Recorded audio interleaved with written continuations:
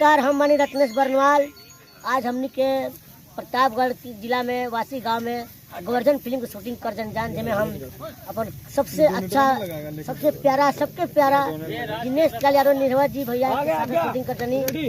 Film के हमारे भतीजा बनवानी, हम चाचा बनवानी, चोखा चाचा। तो हम पूछे चाचा भैया पब्लिक के कुछ बारे बताइए, हमारे बारे में, अपने बारे में कुछ। चोखा चाह है और एक फिल्म में चोखा चाह के बिया नहीं के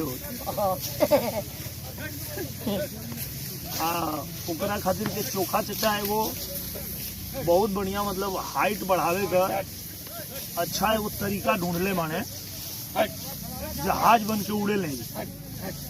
और वह सब जोन जोन बच्चा लोग के बढ़त नहीं के हाइट नहीं के बढ़त, वो लोग चोखा चाचा से सीख के और जहाज बन के अगर उड़े का प्रैक्टिस करी तो वो लोग के हाइट बढ़ी। हाँ, अब भैया के साथ हम करीब बहुत फिल्म के बानी, बहुत पब्लिक जानता भी। सौभाग्य बार की फिल्म हम यहाँ के साथ काम करे का मौका मिलल, तो आशा करें भैया से कि आगे फिल्म हम करम कि ना। अरे बाप रे, रत्नेश भाई बहुत लकी आदमी हुए। इनकर जो ना भी फिल्म में इनकर पैर पड़ जाला वो फिल्म बहुत बढ़िया बनेगी और बहुत लोग के पसंद आवेले।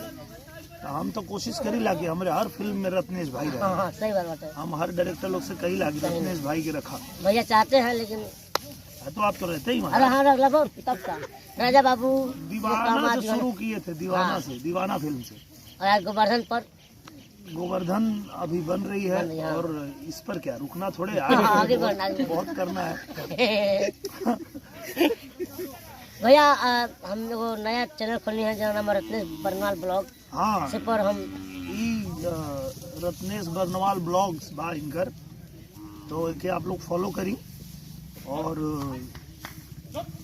ऐसा बहुत सारा वीडियो ही डालत रही हैं। हाँ, आगे भी अपन कुछ कुछ बना के देखिए हमने के गोवर्धन फिल्म में जो काम करते हैं वे ड्रेस हमने के देखिए गाय चलाते हैं, रात को सो जाते हैं हम लोग, काम ही यही है गाय चलाना, गोबर पालना, पोसना बेचना।